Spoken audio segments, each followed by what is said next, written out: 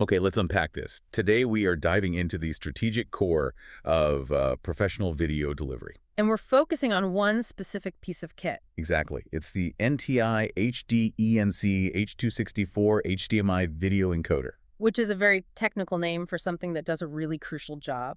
Our mission today is to figure out what this hardware actually does and, maybe more importantly, why you'd need it. Right.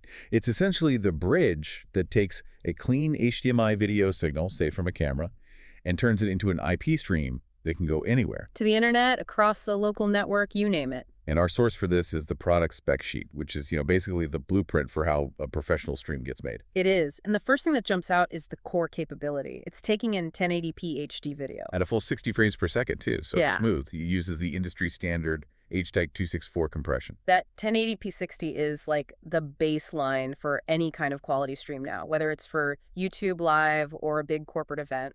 And the price point, around $420, suggests it's not a consumer toy. There's also this little note here, TAA compliant. Ah. That's a detail I think a lot of people might just skim over.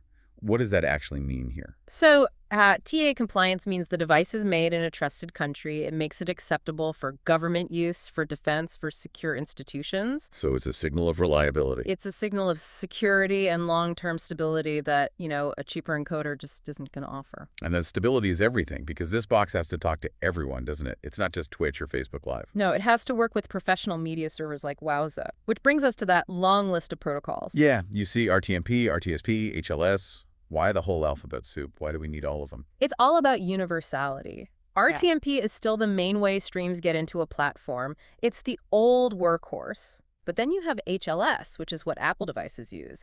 It's built for reliability on mobile or smart TVs. The fact that this one box speaks all those languages means you can just drop it into almost any workflow. No custom software needed. None. It just works. That flexibility seems to extend to the control, too. You can get in through a web interface and set the bitrate from a tiny 0.1 Mbps all the way up to 32 Mbps. And you get both VBR and CBR. What's the strategic difference there? When would you use one over the other? Well, VBR, variable bitrate, is great for dynamic video where you want to save bandwidth. CBR, constant bitrate, is essential when you need a predictable, stable stream. Think digital signage or a network where bandwidth is strictly managed. Okay, here's where it gets really interesting, especially for you, the learner.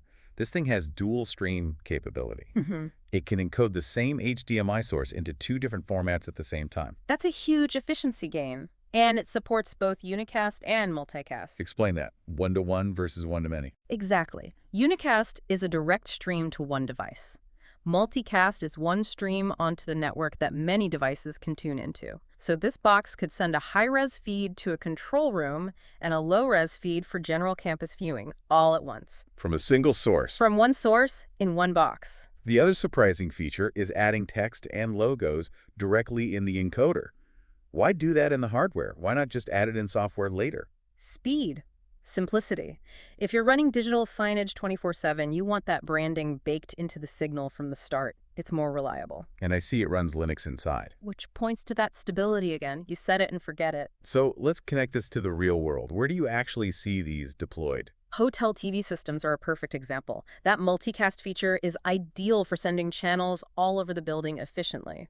And for IP video surveillance, the rock-solid hardware encoding means you get a non-stop, reliable feed. That's priceless for security. So the big takeaway here is that a dedicated hardware encoder like this just manages complexity. It handles all the protocols, the dual streams, the compression, the branding. It just turns raw HDMI into a professional IP signal. Yeah. Reliably. Okay, so let's leave our listeners with a final thought to mull over. Right. So this hardware is built for professional stability, meant to run continuously. But if you look at the specs, the operating temperature range is pretty tight, 0 to 40 degrees Celsius, which is 32 to 104 Fahrenheit. That's not very extreme. Not at all. So given its use in places like, say, IP surveillance or outdoor signage, what does that imply? It means the box itself has to live in a controlled environment, an air-conditioned closet, a regulated cabinet. It adds this whole other layer of planning to its deployment. Something to think about next time you see a live feed out in the wild.